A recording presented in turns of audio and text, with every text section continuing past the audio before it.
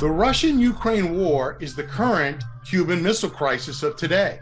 In this podcast, learn how overly pessimistic perceptions about the intentions of potential opponents tends to become self-fulfilling prophecies. In this podcast, we ask how the United States would react if the shoe were on the other foot. That is, if Russia acted towards the United States as the West has acted towards Russia. What were the implications for Russian security of the American withdrawal from the 1987 Intermediate Range Nuclear Missile Treaty? Didn't U.S. foreign policy experts publicly warn that NATO expansion would lead to disaster? Why are those responsible for NATO's failed expansion policy now doubling down on their mistakes? Did provocations place Russia in an untenable situation for which war seemed to Putin and his military staff the only workable solution? In the end, who bears primary responsibility for the ongoing disaster in Ukraine? Find out on Emir Phillips' American Pragmatist.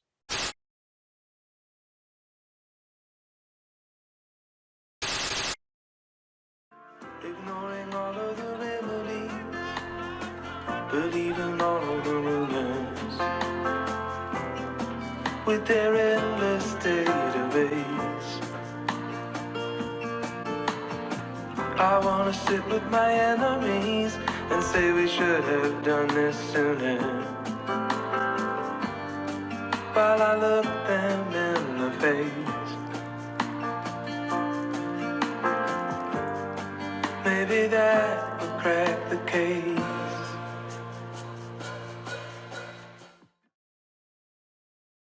All right, Mir, good to see you. We have a big topic, one that's been very prevalent in the news. It seems for eternity at this point. So let me know, why did you call me here to talk about, Ukraine and Russia? What's going on?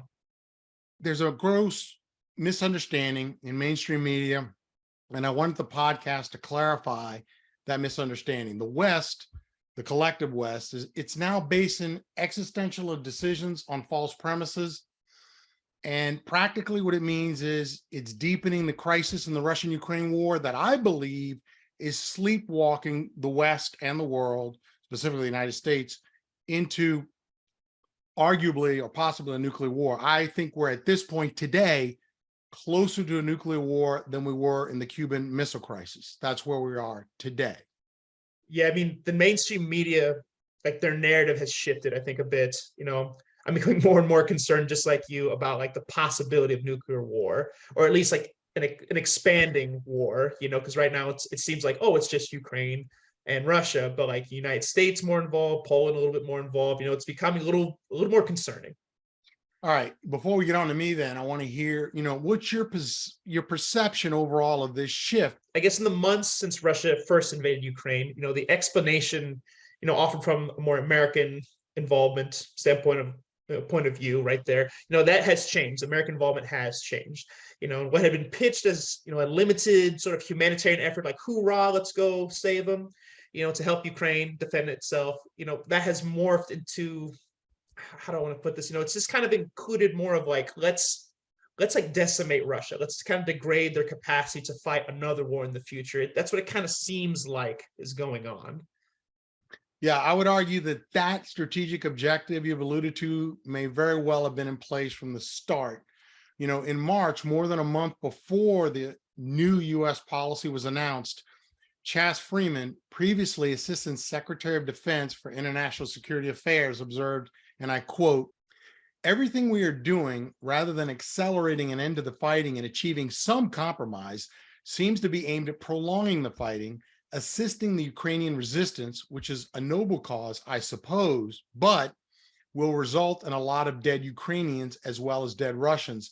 And I want to put up, right now, a good article that discusses this issue, and then hopefully our readers can look at that at their leisure.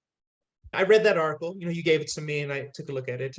But I think Freeman's observation, his points, it kind of leads to an uncomfortable truth. America has two war aims here, and they're not really compatible with each other, I would say. Yeah, I would concur. Whereas the humanitarian effort would seek to limit the destruction and end the war quickly, the strategic goal of weakening Russia, as you said, degrade Russia and then humiliate Russia, I would believe that's implied, requires a prolonged war with maximum destruction, which seems to be where we're headed. Yeah. One that bleeds Russia dry of men and machines from the battlefield of Ukraine. And I think we're on the precipice of that right now. And when the ground freezes, Levi, for 2 weeks, Russia can begin an offensive in Bakhmut, and we're going to see an actualization of what you and I are alluding to right now. Yeah, I just can't but think that like the internal contradiction will eventually work itself out, as all things do. It'll come to an end, but it seems like we're headed towards like an ugly end with this one. Personally, it really does. I mean, ugly enough to where I think we can now start rightfully having a conversation about EMP strikes and tactical nukes in Ukraine. But to come back to Freeman, he captures the contradiction you're alluding to quite well in a darkly ironic quip. He says, "We will fight to the last Ukrainian for Ukrainian independence." And I think that's well said. Yeah, it seems undeniable, like at this point, that America's new military objective, and it places the U.S. into a very interesting, perception. What I'm trying to say is like more position rather, in direct confrontation with Russia. The goal is to cripple part of their state, specifically the military, and that seems more at the forefront than, like, let's save Ukraine. I agree. To that specific end, since the start of the war, the Biden administration and Congress have allocated now $130 billion in aid for Ukraine. The majority of it military. How much of it ends up in the Ukraine and how much of it goes to the deep state, military contractors, who knows? I know Ron Paul asked for an inspector general recently to verify a legitimate accounting of the money, to have transparency of the money so the American people can see what's being spent, which is double the entire Russian military budget, which I believe is about $60 billion a year. We've given double that to the Ukrainians now. And Ron Paul, of course, lost, unfortunately, in asking for an inspector general to monitor the money. But U.S. officials have revealed that American intelligence enabled the killing of a dozen Russian generals in Ukraine in this fighting so far, the sinking of the Moskva, the flagship of Russia's Black Sea Fleet, which killed 40 sailors and wounded 100. So the aid has been effective to a certain degree. Is it prolonging the fight? Will it lead to victory? I don't know, but it's certainly bringing us to the precipice of this war going at a whole new level. Yeah, equally alarming to me is the fact that the EU is so completely fallen in line. They greatly increasing, not just the number, but the lethality of the weapons they're shipping to Ukraine. British leaders have sought to expand the battlefield for a while, openly encouraging, Ukrainian soldiers to use Western weapons to attack supply lines inside Russia. The Patriot missiles and all that. It just keeps ramping up.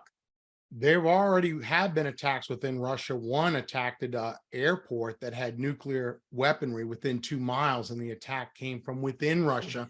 I'm assuming was carried out by special forces, whether Ukrainian, probably unlikely, more likely British special forces, which we believe now blew up the bridge in near Sevastopol in the Crimea. That seems to have been a British op.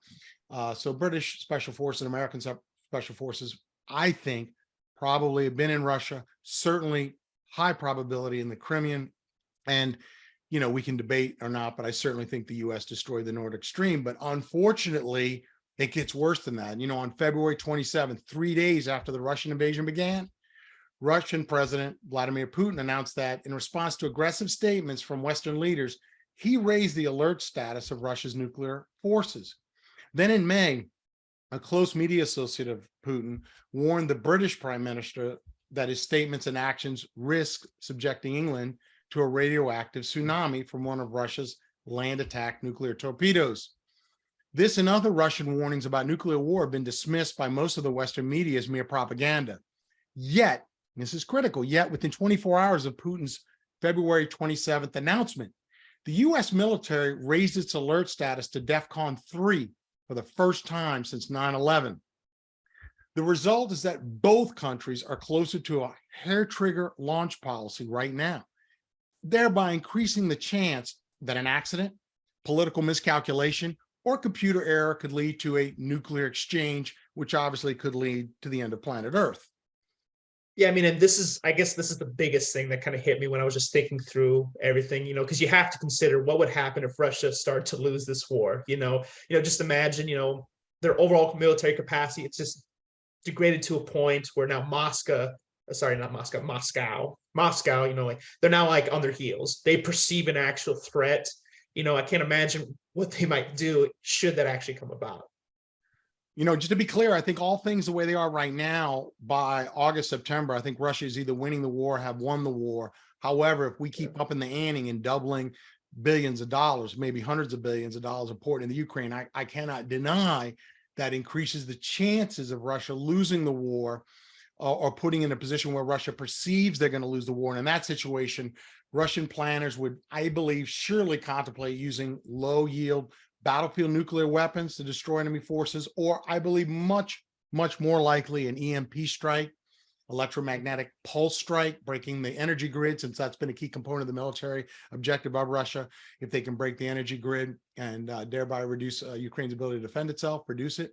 So unless the situation were escalating at an exponential rate, I believe it's much more likely the Russians are going to use an EMP, and that's electromagnetic pulse, which I haven't podcast on that as an aside. In the Ukraine and possibly elsewhere, if the Russians use a nuke, I believe it would be tactical and only in the Ukraine, thereby not necessarily necessitating a U.S. nuclear response. Yeah, and I get that. I mean, I just can't escape the fact that, like if Russia did use nuclear weapons, the pressure for a Western nuclear response, I feel like it amps up, and it, followed by further escalation of a just an increasingly growing conflict. But that situation, in that situation, I would think that Russian loss and depletion, that's exactly what the U.S. is looking for. They kind of want it to go, those dominoes kind of fall in that way. That's what they're seeking to achieve. Well, I mean, the name they keep saying, Zelensky, is regime change. Remember, at this point, the Russians have consistently been willing to negotiate.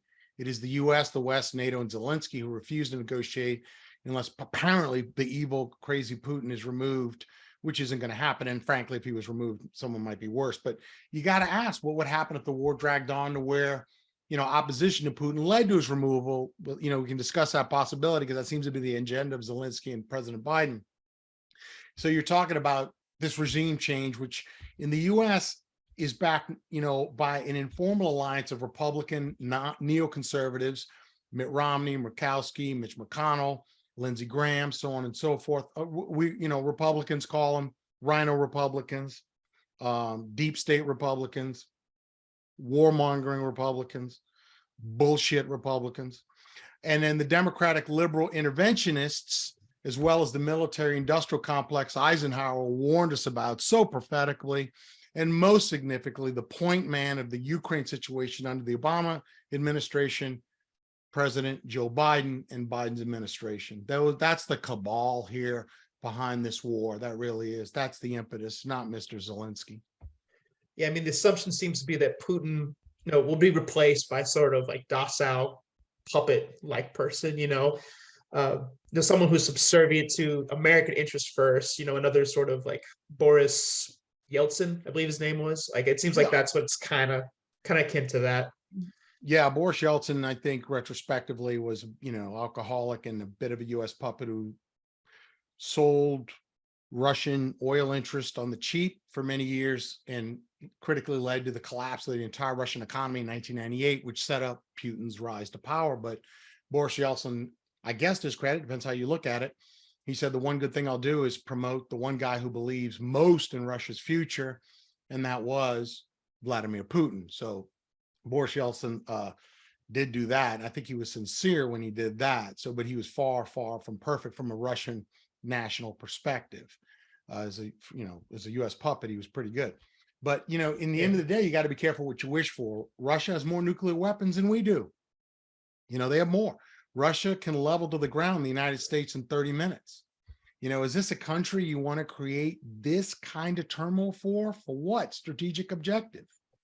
Yeah, I mean, even looking more over than that, like if Putin were to be overturned, who would take his place? As you've already alluded to, who would actually do that at this point? I mean, work it out in your mind. God forbid some little namby-pamby, or someone weaker than him who get pushed around by who God knows who, or some new drunkard like you referred to the first Russian president, Boris Yeltsin, or somebody who's more hardcore, an Andropov KGB guy who put Gorbachev in power, a Rambo who's dying to push every red button he sees. I think it's extremely imprudent, reckless, and negligent for the US to invoke regime change in a country like Russia when nukes are involved. You don't want to destabilize countries that have more nukes than you unless it's for one hell of a reason.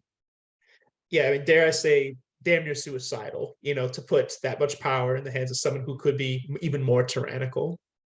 I mean, yeah, and you've alluded this a few times now, but whether or not eviscerating Russia's military has been the American plan from inception, from the outset, the policy is not surprising because it follows logically, predictably from an overarching Western narrative about Russia that's already been widely accepted by mainstream media. So this all flows organically.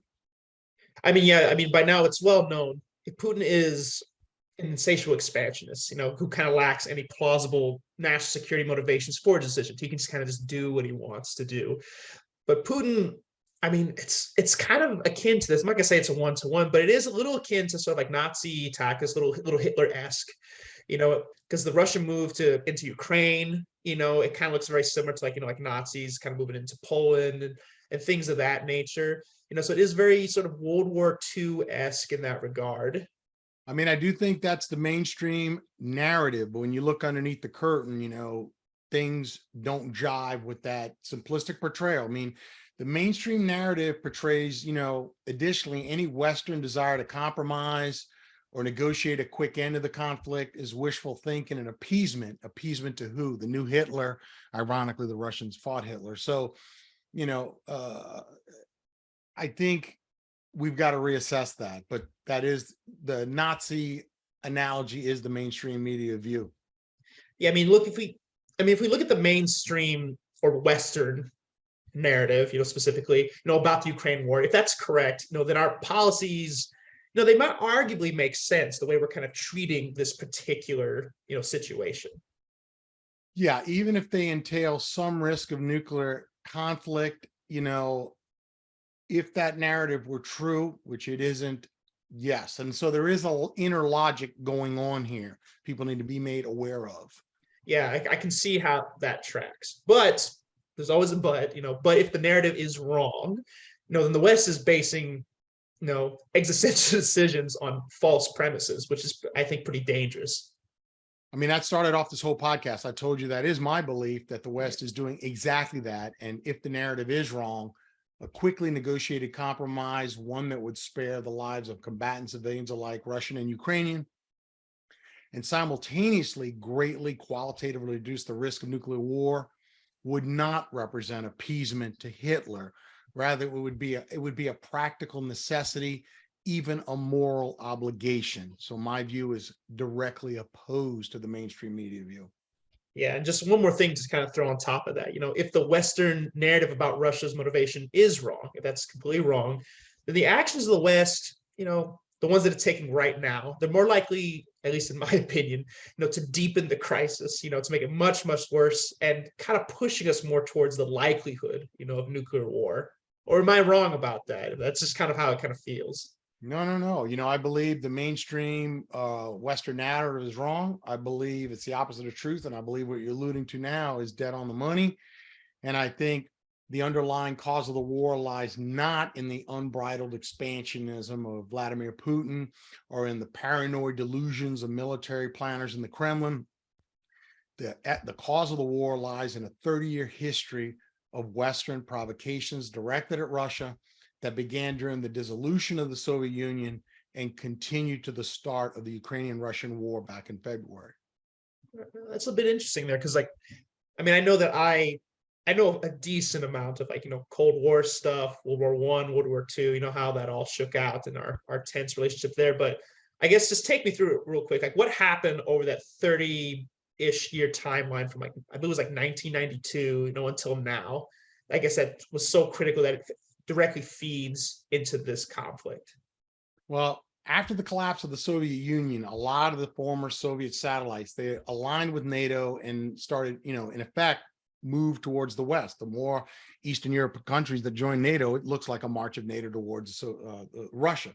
So NATO an alliance that was initially conceived to counter the Soviet Union, the Soviet Empire, remaining after the collapse of the USSR, the Soviet Empire, that signaled hostility to the new Russian Federation. I mean, their view is, we're not communists anymore. There's no Soviet Empire. We dissolved the Soviet Union peacefully. We didn't fight you guys.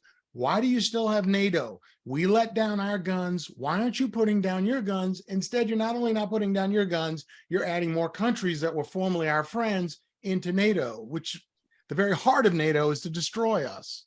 We're not communist anymore. Lay down your weapons, please.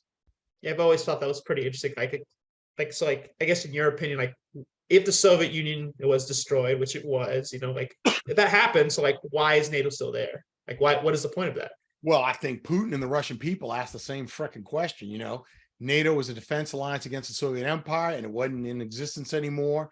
But nonetheless, not only did the defensive alliance of NATO persist, but it increasingly became more offensive by adding more and more countries to the list. And those countries were directly getting closer and closer to Moscow, which I think would be strategically offensive to the Russians. I guess so. Is it safe to say that by, I guess, the year 2000-ish, somewhere in there, like Putin and Russia perceive the continued existence of NATO, like kind of like as an inherent threat to Russia? And I guess also I'm thinking about, I guess, more of a tactical denial of Russian influence in Eastern Europe. Absolutely. I mean, the Russians were being precluded their Monroe Doctrine, their sphere of influence in Eastern Europe, which they've had for well over 1,000 years, 5 times longer than the United States, 4 times longer than the United States even existed. But, I think Putin assumed a hostile stance against, the West, quite specifically NATO, was aimed at Russia. 2008, Russia invaded Georgia. Yeah. And based on a belief that the small Caucasus nation would join NATO, and NATO did say, Georgia and Ukraine were the next on the list, and he invaded Georgia, I believe, to preclude Georgia from entering NATO. And in that sense, his war was successful. That was my point. Go ahead. Yeah, because I remember the Georgian conflict well, but I guess then, like, since about roughly the 2000, like Russia's foreign policy has been, it's entirely been predicated on countering NATO expansion. So predicated, so organically, Russia would violently and staunchly oppose NATO expansion into Ukraine, which, to be very clear, is a historic part of the Russian Empire. The Ukrainians were the Cossacks. Russia comes from Kiev. Russia losing the Ukraine, Russia losing the Cossacks, Russia losing the Ukraine will be like us losing the 13 colonies. We come from the 13 colonies. When we're willing to let the 13 colonies go to China or Russia or another country, they'll be willing to let go of the Ukraine. So also the Ukraine is a source of warm water ports that they fought for in the Crimean War, Odessa, Sevastopol in the Crimean area. And it's a country directly bordering the Russian border. I mean, they're not going to let NATO missiles come that close to Moscow. It's not going to happen. So any NATO flirtation, with the idea of Ukrainian membership would obviously be met with severe resistance, as I would think so. But the West has dragged Ukraine along this path, to catastrophe. Let's just call a spade a spade. We're seeing it right now playing out in real time. Which is why, as a lot of people assume, this conflict did not begin in February 2022. And it is not simply a result of Putin suddenly going mad one day and saying, hey, let me piss off the world, antagonize NATO, and possibly start World War III and just decide to attack the Ukraine. The crisis began more accurately in 2014, though you could argue much earlier than that, and I will later on, but 2014 is a key precursor to where we're at, when Ukraine's pro-Russian government was overthrown in the Maidan movement. And the Maidan movement was a Western-backed series of riots in Ukraine's major cities funded by CIA, about $1 billion, which we'll get to later. Yeah, my perception is that, I guess, that Ukraine, being so deeply divided between European aligned and Ukrainian speaking West, and the Russian aligned, Russia speaking East. This is kind of like the way I've always kind of parsed it out when I'm looking at it. Yeah, and the Maidan movement plunged this frail balance into utter chaos. The chaos, that balance you're talking to, and it's hard to keep track. But yeah, following the Maidan movement, Russia annexed Crimea. They're not going to lose. They fought the Crimean War over it. It's their port in the Black Sea. They're not going to lose that, no matter what. No matter what, it's not an option. And Russia already had bases there in order to protect their warm water ports. Russia's always been after warm water ports since Peter the Great, which is why Russia's allied with Syria, which is their other warm water port off the Syrian coast, so in the Mediterranean. Pro-Russia rebel movements sprang up in eastern Ukraine, and they did have extensive and direct Russian support, because that part of Russia, to be clear, the Donbass was added to the Ukraine by Khrushchev in the 1950s. So, and since everything was run by the Soviet Union, i.e. Moscow, who was in what Soviet republic was irrelevant. I believe Khrushchev would have never handed over the Donbass to the Ukraine if he ever thought it was going to become independent of Russia, not in a million years. So in Ukraine, they spent the next 8 years in a civil war, basically between the Ukrainian and Russian population since 2014. So there was already extremely destabilized, and the Russians felt the Russian people in Donbass were being persecuted and killed and murdered by neo-Nazi organizations, which our Congress also agreed in precluding funding to the Ukraine in those specific units, and they're named in the congressional record as being neo-Nazi and fascist. So our Congress would agree with Putin's assessment that there were neo-Nazi groups persecuting and murdering the Russians, native Russians in the Donbass. So then I guess, because there's a lot there, but like, where does the West actually come into all that? That's a lot of conflict there. So I'm just kind of curious. Following the US-backed coup d'etat, the US sent military equipment, advisors, and financial support to the Ukraine government. Essentially, the West was preparing Ukraine for the next great European war. The West routinely rewarded hardline stances against Russia, specifically discouraging any conciliatory stances towards Russia, any negotiated settlement. Furthermore, the prospect of Ukrainian NATO membership, while never guaranteed, was always in the subtext of these efforts. Article 5 mentioning will come to your defense, oral promises to the Ukraine. So that was always in play, giving, in my opinion, the Ukrainians a false sense of security in fighting the Russians. So I think there would have been a negotiated settlement had the US not misled the Ukrainians in that regard. So then I assume this terrified Russia right here that we got, since Ukraine is a country, on their border with deep historic ties to their state, and they're joining the West, would spell the end of Russian influence in Europe. And I suppose it would also pose an immediate security risk to the Russian heartland. Well, you got to ask, where's the Russian heartland, Levi? To reiterate and to be clear, Russia was born from the Ukraine. The Cossacks have been with Russia and with the Tsar for many hundreds of years. So when you say the heartland's not Moscow. Moscow was only the capital of Russia since 1920. Before that, it was Petrograd, Leningrad, however you want to refer to it.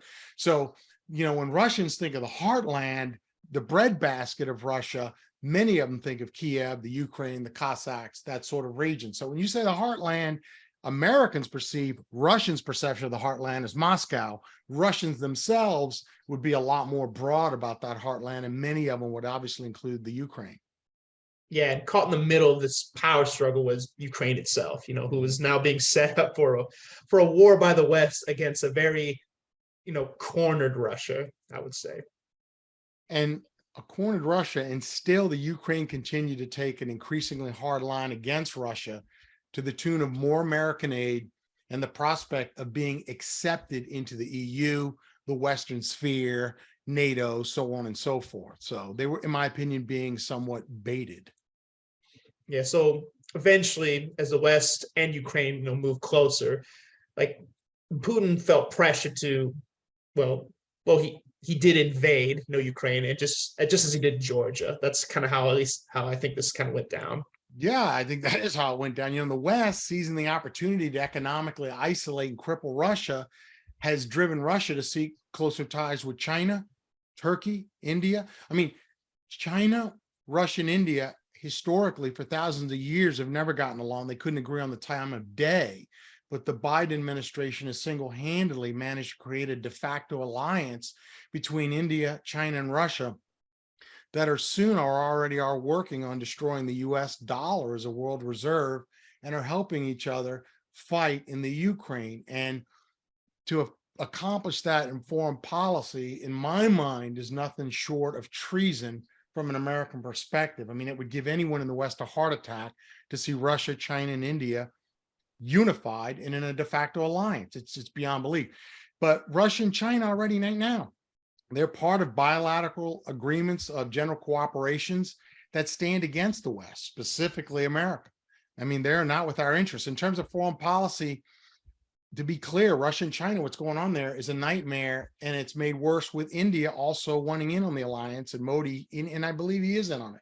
So we got a hellacious trifecta here for the United States, all coming into existence by Joe Biden's actions as vice president under the Obama administration, and now as president, all to the destruction of the Ukraine. And President Biden has been the key man on this since 2014, since being vice president. He's been the point man for the Ukraine since the Obama administration. So, and let's not forget, this is why Trump was impeached with Burisma, with Biden's son, Hunter Biden, on the Burisma board of directors, receiving money, and Hunter Biden's partner, and Trump not wanting to give military aid to Zelensky until he found out more about the corruption. Trump was impeached for making military aid contingent upon political favors when Trump was really trying to find out what the hell's going on. And Trump ended up giving the military aid anyway. He never did find out. And so this has been the key issue with Joe Biden. He is the deep state. I mean, he's their point man, and he's doing that. He's orchestrating all of it, or it's being orchestrated through him. That's probably a better way of saying it right now. Well, whether or not, Ukraine holds out, that remains to be seen. But like, the scars of this war will doubtlessly persist for many generations, regardless of the victor. At least kind of how I view it. But your position is pretty clear, Mary. Like, Ukraine is the West's fault. There can be no denying that from what I'm looking at here, from what you're telling me. Because the West built a Ukraine designed, to kind of, stick it to Russia in this war, to kind of goad them, into war specifically.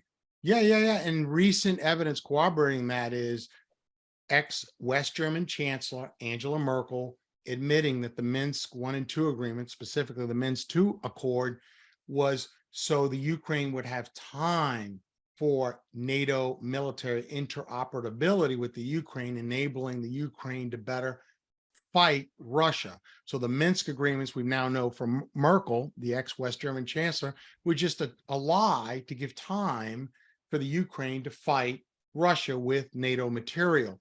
Needless to say, the Russians are really, really pissed off about this recent revelation, which I think substantiates what you say I'm saying, and I am saying that.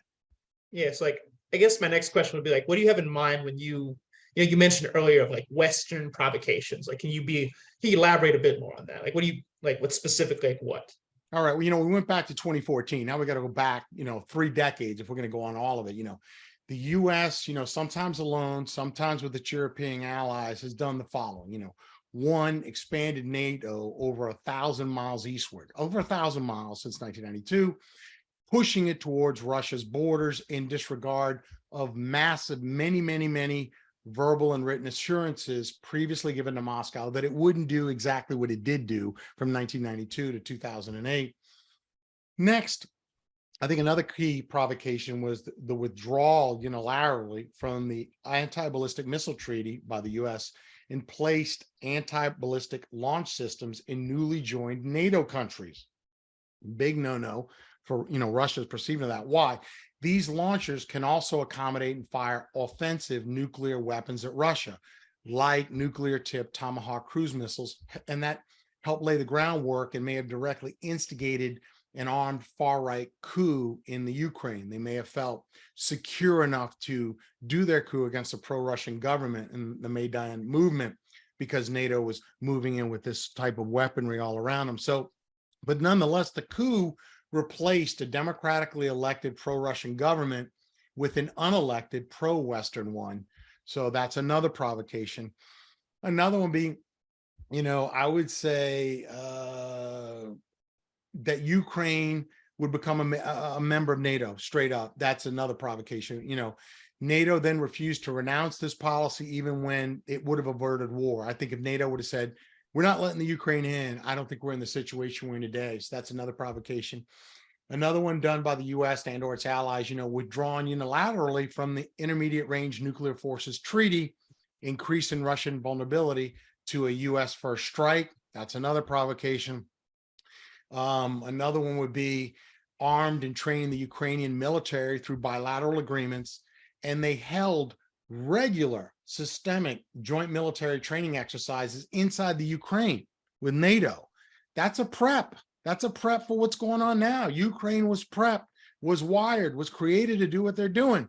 And the Russians know this, and they're really pissed off about it.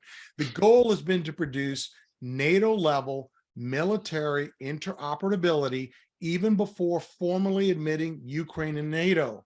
That's a huge provocation. Last but not least, I think led the Ukrainian leadership to adopt that uncompromising stance I keep alluding to towards Russia, which to me further exacerbate the threat to Russia and putting Ukraine in the path of Russian military blowback, which you saw when Putin invaded in February. That was Russia saying, well, enough's enough, enough's enough. All right, so there's a lot. Let me just parse this out in my brain a bit. So I guess to me, these provocations, with a country without nuclear weapons, like Iraq or Iran, that's one thing. That's one thing right there.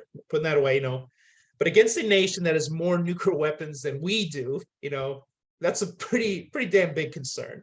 I mean, the specter of thermonuclear war just kind of lingering overwards, a war fought with hydrogen bombs, which would entail an existential threat to all countries involved. Let's just be real, as well as the humanity at large, is what must, it's what must remain at the forefront, or the back, however you choose to put it, the back of someone's mind, when you discuss this war. That's just a possibility that definitely is there. So this is the Cuban Missile Crisis, all over again, gets a communism that exists not in Russia, but rather in China, with whom we do so much business with all the time. I think that's a fair comparison, historically speaking. Yeah, I agree with the Cuban Missile Crisis analysis and analogy, but we got to go back and figure out how we got to where you just alluded to. So all right then. So let's go back then. Let's go back to, I guess, the beginning of wherever that story begins. All right. I would say 1990, when the Soviet Union was coming to an end, it begins. Western leaders sought to reunify Eastern and West Germany under NATO's auspices. That's the first key incident. All right, but didn't that require that Moscow agreed to remove, I think it was roughly 30,000, 300 or 400,000 troops from East Germany? I believe that's what it was. Yeah, and that was a massive concession by Gorbachev. And to pull that off, the U.S. Embassy in Bonn informed Washington that West German Foreign Minister Heinz Dietrich Genzer made clear in a major public speech at Tutzing in Bavaria on German unification, and I quote, that the changes in Eastern Europe and the German unification process must not lead to an impairment of Soviet security interests. So therefore, NATO should rule out an, quote, expansion of its territory towards the east, moving it closer to Soviet borders, end quote. The Bonn cable also noted Genzer's proposal to leave the East German territory out of NATO military structures, even in a unified Germany and NATO. What that means is NATO could stay in West Germany once it was unified with East Germany, but no NATO troops or military equipment could move towards Russia by being placed in East Germany, even if it's a unified Germany. That's how clear the Russians said. And they said, based on that verbal promise, we're going to pull out 400,000 troops out of East Germany and allow Germany to reunify. These were the conditions. This was the deal. So then by January 31st, 1990, looking at that time frame, Gorbachev was appeased by these assurances by the U.S. Embassy and the Western German foreign minister that not only was there going to be no NATO expansion, but that even in a unified Germany, NATO was not going to operate in what was the East Germany back then. Yeah, and that people forget that, and so we're gonna put up for the viewers to see further documentation proving this, because it's a pretty strong argument here, in my opinion, and just look at this, NATO expansion, what Gorbachev heard. National Security Archive, George Washington University, there's the site. I hope our viewers will call it up on the internet and read it themselves. Don't take our word for it. So, Svetlana Savankaya and Tom Blanton from the National Security Archive, whose most recent book, The Last Superpower Summits, Gorbachev, Reagan, and the Bush, Conversations That Ended the Cold War, 2016, that also goes to this. It analyzes and publishes the declassified transcripts and related documents from all of Gorbachev's summits with US presidents, including dozens of assurances about protecting the USSR security interests. So I also give that to our viewers to look up and substantiate the assertions in this podcast right now. And I'd like to add that critically, to mollify Moscow, Western leaders communicated the view that NATO would not expand eastward toward Russia's border. Furthermore, according to an analysis by the National Security Archive of George Washington University, where the relevant declassified documents are posted, and I quote, "A cascade of assurances about Soviet security were given by Western leaders to Gorbachev and other Soviet officials throughout the process of German unification in 1990 and into 1991, end quote. Keep in mind that these assurances pertain not only to the question of NATO's expansion in East Germany, but also to the expansion of NATO into the countries of Eastern Europe, which obviously would include the Ukraine. So we're back to the Ukraine. Yeah, and to be clear, despite these assurances, within a few years, NATO began to expand towards Russia's border. Yes, absolutely. Although the insurance, admittedly were not substantiated or written down in formal treaties, subsequent Soviet and Russian complaints about being misled about NATO expansion were not simply Russian propaganda, but they were it was based on written contemporaneous memoranda at the highest levels of Western government. This stuff wasn't being made up. And now we're going to put up for the viewers some hard proof of this to read at their leisure. Number one, West German Foreign Minister Hans-Dietrich Genscher told Baker, Secretary of State Baker, on February 2nd, 1990, that under his plan, NATO would not extend its territorial coverage to the area of the GDR, nor anywhere else, get that, in Eastern Europe, end quote.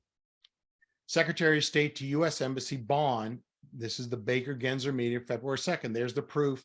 George H.W. Bush, Presidential Library, NSC, Cantor files, box number, so on and so forth. So the viewers can look at this. This was also cited, just so you know, so it's been subsequently given credit and viewed respectfully in article, which is up there for you to view. Deal or No Deal, the End of the Cold War, and the U.S. Offer to Limit NATO Expansion, International Security, 2016. This viewpoint has been substantiated now for about 15 years, in the scholarly literature. So it's out there for anyone to look at. Number two, see memorandum. Look at the conversation between Gorbachev and John Major, British Prime Minister, published in Mikhail Gorbachev, Sobrany Sukanetti, the Moscow in 2014. Number three, NATO enlargement, assurances and misunderstandings. Number four, James Goldgear from American University wrote the authoritative book on the Clinton decision on NATO expansion, not whether, but when, and described the misleading U.S. assurances to Russian leader Boris Yeltsin, in a 2016 War on the Rocks article.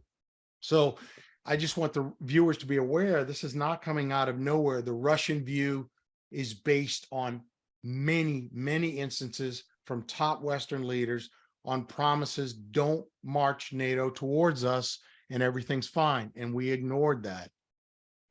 Yeah, given the magnitude of everything you just talked about, this misled the Russians on this very key matter. Do you have any other reputable sources in regards to this? Yeah, a similar conclusion was reached by Joshua Shiffrinson in the Journal of International Security. Shiffrinson describes evidence that, and I quote, "The United States misled the Soviet Union," end quote, "and it violated the spirit of the negotiations." And that's Deal or No Deal, the End of the Cold War, and the U.S. offer to limit NATO expansion. Putting that up for our viewers to see. Also, in an interview at the Harvard Kennedy School Belfer Center, Shiffrinson described his archival research. And I quote, "I was able to see simultaneously what was being told to the Soviets to their faces and what the U.S. was telling itself in the back room.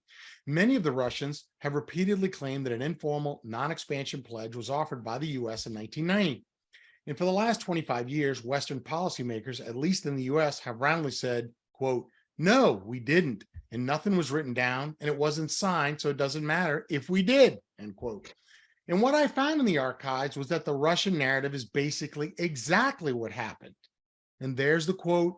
I really hope our viewers will take the time to read it. Don't take my word for it. So you can see this podcast, is based on substantial, credible evidence. And I'd like to add that these documents reinforce former CIA Director Robert Gates' criticism of, and I quote, pressing ahead with expansion of NATO eastward in the 1990s when Gorbachev and others were led to believe that wouldn't happen, end quote. The key phrase buttressed by the documents is led to believe. This deception seems by now systemic to me, systemic. And the source here we're putting up with the quote. So any viewer can look at it and go check it out for themselves. I mean, were these Western assurances legally binding in any capacity? Technically, no, not binding, legally, but come on, what about morally, ethically? I mean, this is ridiculous. The former idea about moving, closer to Soviet borders is written down, not in treaties. That is true, Levi, but it is written in multiple memorandum of conversations between the Soviets and the highest level of Western leaders, Genscher, Kohl, Baker, Gates, Bush, Mitterrand, Thatcher, Major, Warmer, and others. Ridiculous. They gave assurances throughout 90, 91, 92 about protecting Soviet security interests, including the USSR, in new European security structures. The two issues, one, Soviet security interests, and two, new European structures, they're related, but not the same. I think subsequent analysis sometimes conflates the two issues, and argue that the discussion did not involve all of Europe. But I believe the declassified documents published, they show clearly it did. It did involve all of Europe, and therefore it clearly includes the Ukraine. I mean, so does this violation here, do any of these assurances fully explain Russia's invasion of Ukraine specifically? I would say it's the first domino to fall. And I'd say the dominoes start falling now. We're on our way. We're on the road to destruction. All right, then. So is it then fair to say that the West acted in a calculated way to deceive Moscow? Is that kind of where it's headed? I think whether it was initially, whether Bush and them acted in good faith or believe what they were saying, we won't know for sure. I'd like to give the Western leaders the benefit of the doubt, so maybe we can. But I would say what we've alluded to so far laid the foundation, for an evolving sense in Moscow, a legitimate evolving sense that NATO and the US in particular, specifically the United States, they couldn't be trusted. They couldn't be trusted. So calculated to deceive Moscow. I mean, for sure, Moscow sincerely believed we can't trust these guys by 98 and 2000. No way. And by 2008, yeah, deception. All right. I think we should be a little more specific here. Can you get a little more specific about this distrust and everything else here? Okay. Well, you remember the Warsaw Pact was in Poland. It was the centerpiece of the Soviet Empire's defense. So the first decisive step occurred, I would argue, in 1999 when NATO decided to bring in Poland. I would say that's a critical one. Okay. All right. So taking that into account, my history tells me, that the Russians would be very worried. Not so much because NATO was hostile at the time, but because they knew that Poland had a long history of hostility towards Russia and, vice versa. Yeah, I mean, Poland actually, in my opinion, won a war against the Russian Revolution in 1920, which I was actually happy they did because I'm a fierce opponent of communism. So, and Poland had been mistreated by Russia. There's no argument. I mean, I think the Poles have been beaten up and down the street by the Russians. So I don't blame the Poles for having animosity, but the Russians don't want Poland used as a tool against them either. So, the inclusion of Poland in the NATO was a potential catalyst for war with Russia because Poland's already wired to go to war with Russia because they're pretty pissed off about the Warsaw Pact, and I don't blame them. So this is a very volatile situation. Very.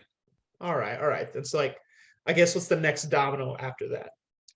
For me, and I gave the US and the West, since I am an American, the benefit of the doubt. You notice this from 1990 all the way to 99. I mean, I'm giving a lot of leeway here that I don't think Putin and the Russians would give, but as an American, I'm going to give my president the benefit of the doubt. But in 2001, President George W. Bush, he unilaterally, which I referred to earlier, withdrew from the Anti-Ballistic Missile ABM treaty. Then in 2004, NATO admitted additional East European countries. And now even I'm having problems. I personally could have allowed Germany, East Germany into NATO. I even was okay, and I was at the time okay with Poland, Czechoslovakia, and Hungary because they had rebelled against the Soviet Empire. Poland with the Pope, they fought against them with solidarity. Czechoslovakia in 1968, Hungary 1956. So letting them into NATO, I completely empathize with, even though it would raise Russian ire, and even though it goes against our assurances. I can see both sides of the street here on that because I'm a fierce opponent of communism. To be honest, my view is the only good communist is a dead communist. So I'm sympathetic towards it. But here we are in 2004, when you start admitting Romania, Estonia, the latter of which borders on Russia, even I'm starting to go, whoa. Houston, we have a problem. So just taking it all in, it's a lot. It's pretty remarkable, by just like at this point, NATO had expanded, close to 1,000 miles towards Russia, very much backtracking on whatever minute promise they made before. So, yeah, I mean, that's a lot of territories. It looks like Napoleon or Hitler marching to Moscow from a Russian point of view that by now hasn't been communist for 14 years. After World War II, we forgave, I guess, and rebuilt Japan, and they did Pearl Harbor. We forgave and rebuilt Germany, and we lost over 200,000 people in World War II. The Russians never killed any Americans. I mean, despite the Cold War, we never clashed face to face. We fought proxy. So the Russian view is we surrendered. We didn't fight you. We didn't kill you. You rebuilt Japan, and they did Pearl Harbor. You rebuilt Germany. We surrendered voluntarily, and you got us for our resources through the drunk American puppet Boris Yeltsin from 1990 to 1998. And then you keep adding countries to NATO as you march 1,000 miles towards Russia, while our economy collapses in 1998, and our ex-leader Gorbachev is living in the Presidio, a naval base, and is a billionaire.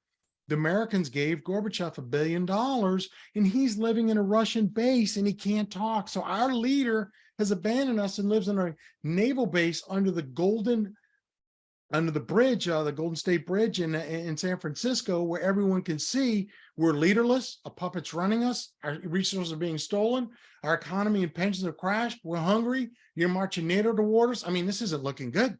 And when the Russians get back on their feet, which they did under Putin by about 2008, well, things are going to change. And it does, because in 2008 at a NATO summit in Bucharest, Romania, NATO announced in the so-called Bucharest Memorandum that it intended to admit Ukraine and Georgia as members. And by now, Russia's not destroyed and broken as they were in 1998. It's a new Russia by 2008 because Putin has resurrected Russia economically reasonably well, not perfectly. Yeah, and just to kind of speak, a little bit more to Ukraine and Georgia, both those new members that were just added at that time, they're both these countries are on the border of Russia as well.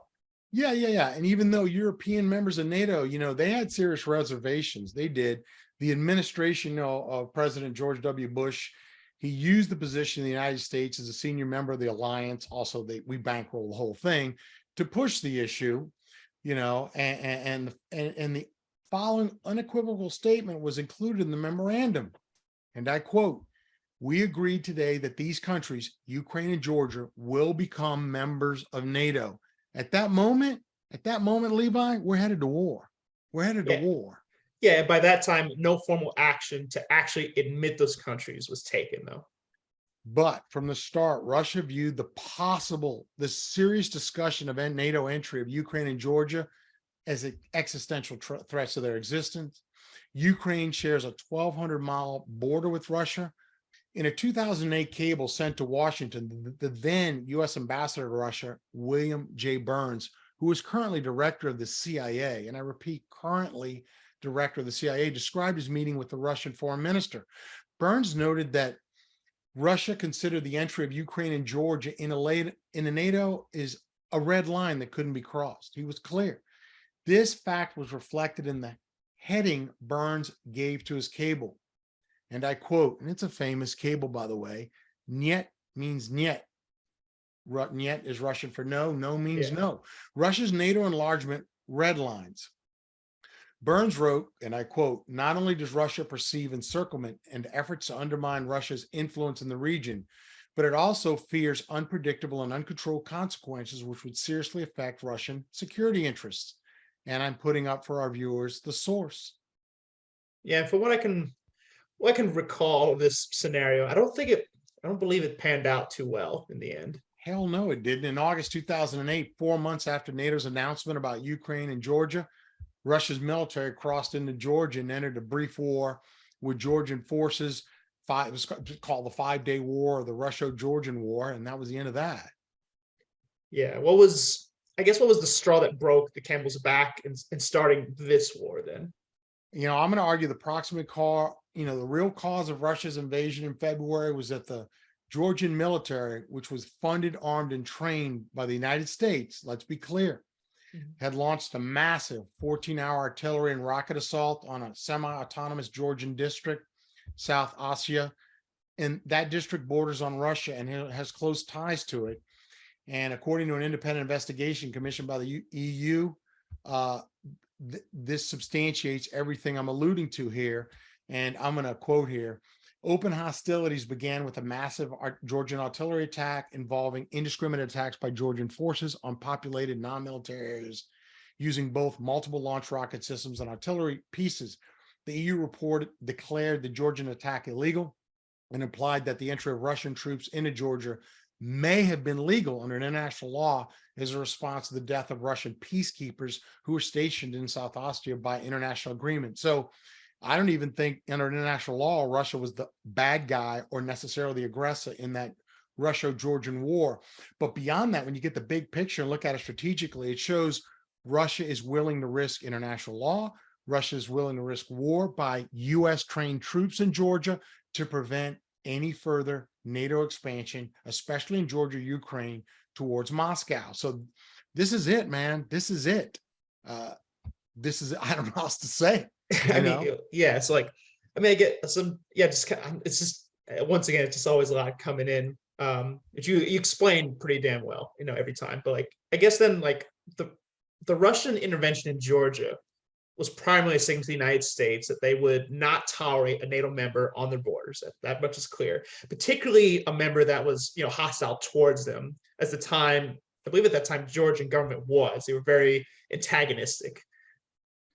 I think that's that on. I think what we're dealing with now in the Russian-Ukraine war today, Levi, is exactly an organic, logical outcome that Ambassador Burns, who's now head of the CIA under the Biden administration, what he feared, and I'd love to hear his input on this, when he himself said no means no, in the article we just cited again. So I'd love to hear what the head of the CIA and the Biden administration thinks about this war, since he predicted it.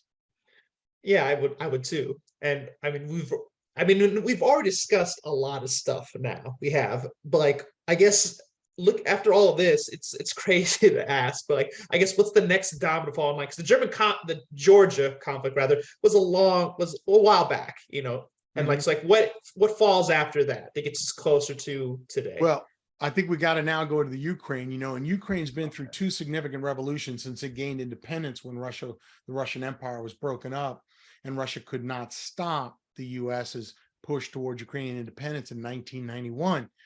The first revolution occurred in 2004 when the apparent winner of the presidential election, Viktor Yanukovych, a candidate favored by Russia, was unseated.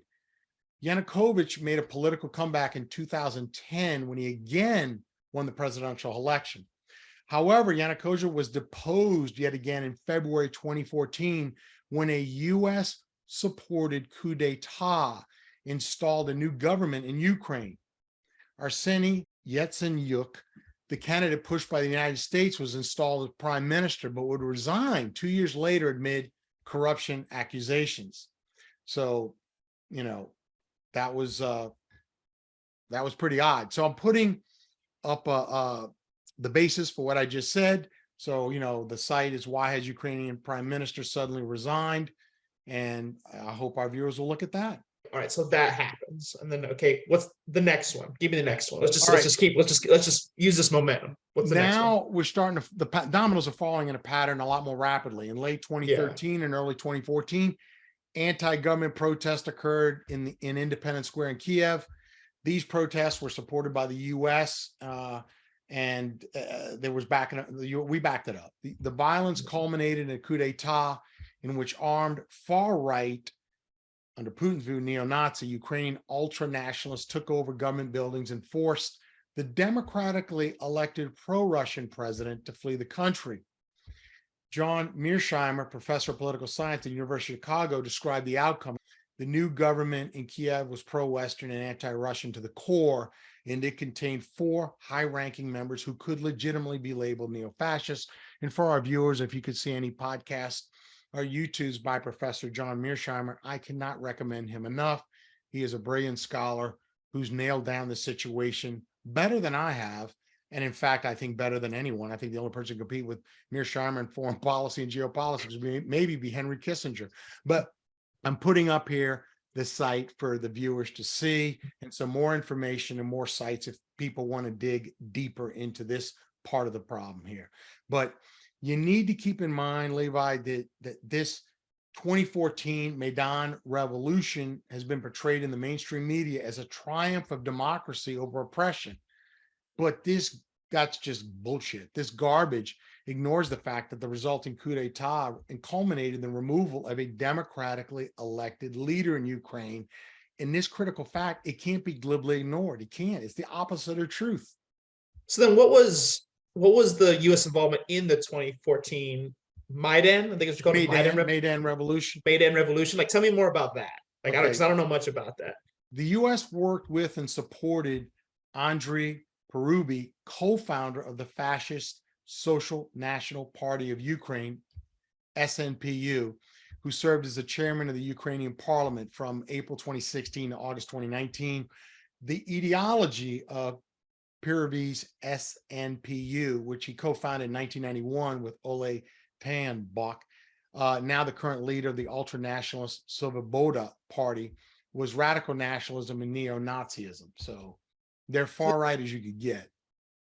All right, but like, who is Parubi? I think he said his name was. Like, who is that? Who is this guy? He's the quote commander of the Maidan Revolution, and they led the various Maidan paramilitary units.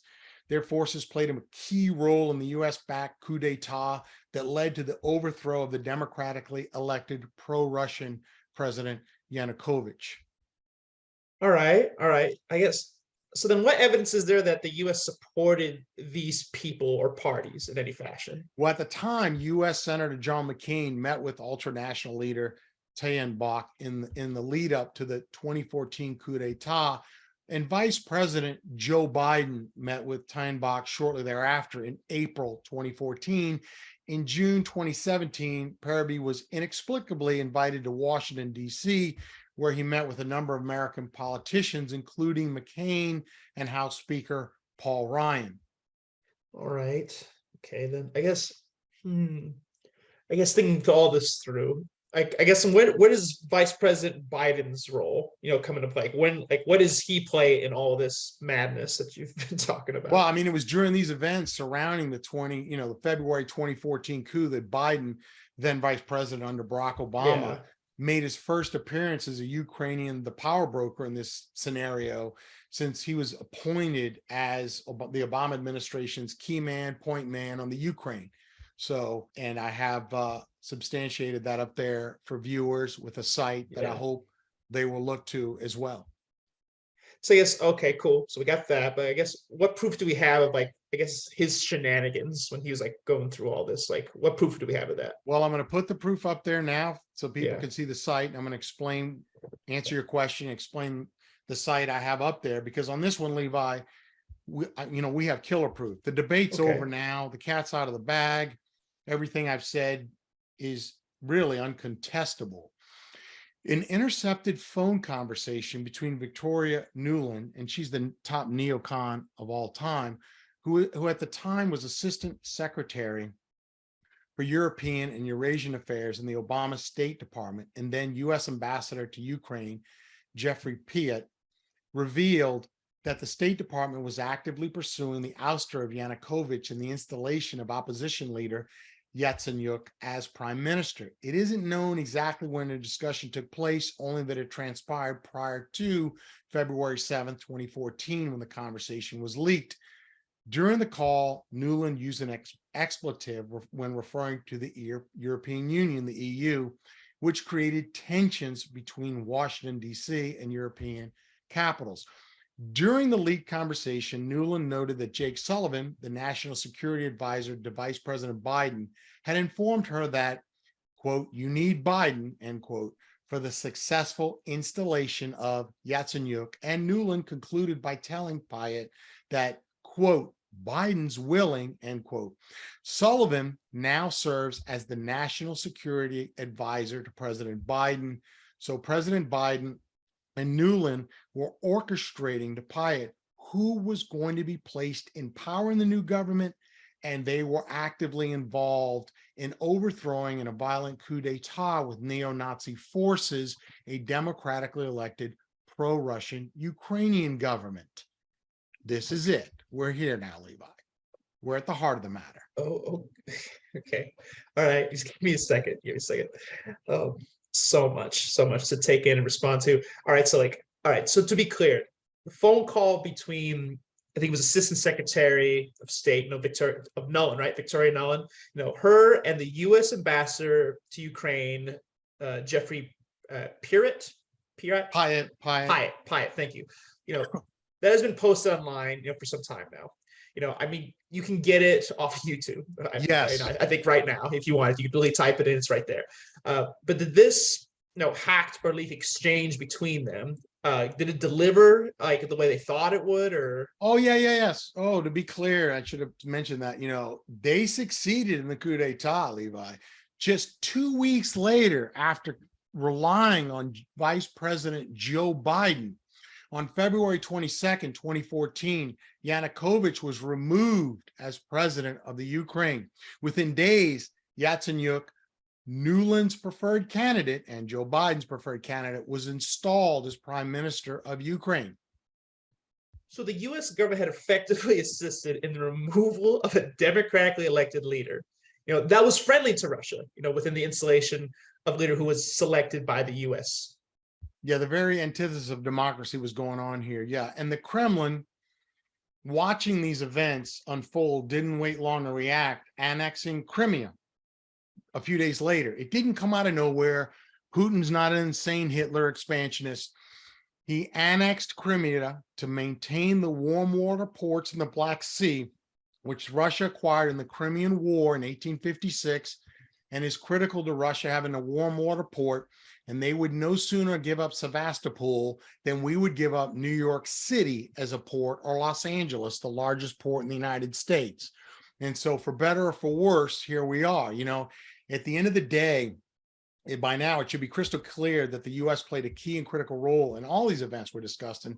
And the full extent of its involvement, whether in directly formulated violence, we may never know. But what is known is that since 1991, the U.S. has poured $5 billion into its chosen pro-democracy courses and causes and coup d'etats, and has worked its way systemically to we're here, culminating in Joe Biden and Nuland backing a coup d'etat to overthrow democratically elected prime minister of Ukraine. And I'm putting up a site there that further buttresses everything we've been discussing, and what was going on behind the scenes a month before the coup to determine who would replace the sitting president in the Ukraine. All right. So we've condemned, I think at this point, the mainstream media in this podcast. We've done that at length, and yet we do so, I believe, with good cause, since in this case, the media, predictably focused on the source of the leak and on Nuland's verbal, screw up, I would say, the fuck the EU, sort of thing, but the essential, that was a direct quote. She literally said, to be clear, I'm not just saying it was said, fuck the EU. That was there. So sorry for people with sensitive ears, but that was said. But continuing on now, the essential revelation was that high-level U.S. officials were plotting, to midwife a new anti-Russian government by ousting or neutralizing, at the very least, its democratic system. The elected presidents. They got him out of there. I mean, so how involved were we in overthrowing this? And then, to what extent the Russians were involved in the Hillary Clinton debacle on the emails? You at least while you certainly can't agree with the Russians did, you can see why they were so motivated to get payback. But whatever the exact role of the U.S., I think Russia correctly perceived that the U.S. was deeply involved, certainly in laying the foundation for the violent coup d'etat, fomenting the violence, the Maidan Revolution. And in response, and partly out of well-founded concern that the post-coup government or its Western partners might try to block Russia's use of the vital warm water naval port in Sevastopol, Crimea. And by the way, Russia had previously negotiated access to this with the Ukrainian government. To be clear, they were not there under protest. Russia just said, the hell with this, we're going to annex Crimea. We're not losing it. And keep in mind, Crimea's population is 60% Russian and became part of Ukraine only in 1954 when Nikita Khrushchev, a Ukrainian by birth, awarded it as part of its 300-year celebration of Russian agreement with the Cossacks. So Crimea was given to the Ukraine by the Ukrainian Russian leader, Khrushchev, as a gratitude for being with Russia, with the Tsar, part of Russia, core of Russia, heart of Russia, for 300 years. 300 years. So I guess the annexation of Crimea was essentially a reactive response to the coup, orchestrated by the United States. Is that? Yeah, I think, and I'm going to quote Professor John Mearsheimer, who cites former ambassador to Moscow, Michael McFaul, who notes that Putin's seizure of Crimea was not planned for long.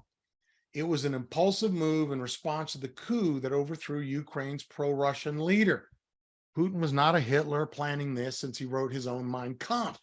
In fact, until then, NATO expansion was aimed at turning all of Europe into a giant zone of peace, not at containing a dangerous Russia.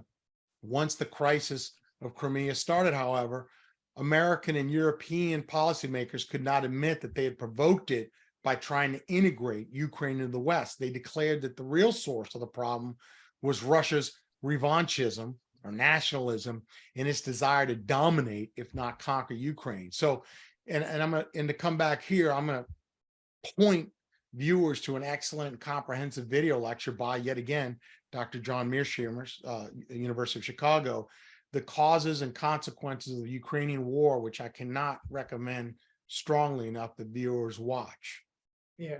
All right. So just to reorient us just a little bit, did the West continue in provoking Russia after 2014? Well, I've heard arguments fall along the line that since 8 years have passed between the coup in 2014 and Russia's 2022 invasion, we can disregard claims that Putin was motivated by national security concerns, as if there's some sort of 8-year statute of limitations, where if I don't screw you for over 8 years, you no longer have been wronged. But nonetheless, this assertion is completely false, erroneous, and asinine anyway. So, Oh, how so? Clarify that just a little bit. All right. Our provocations of Russia continued after 2014. After Russia took control of Crimea, the U.S. began a massive program of military aid to Ukraine. According to the U.S. Congressional Research Service, a partial accounting since 2014, not including most of the military aid initiated since the 2022 war began, amounts to over $4 billion, most coming through the State Department and Department of Defense. And I'm putting up for our viewers here the site substantiating what I'm saying, that they received $4 billion of aid, that we were already well on our road here to war from 2014 on. So then what's the point of this military aid to Ukraine? I know the obvious, the face value, but what is, I guess, in your opinion? There is a very specific point.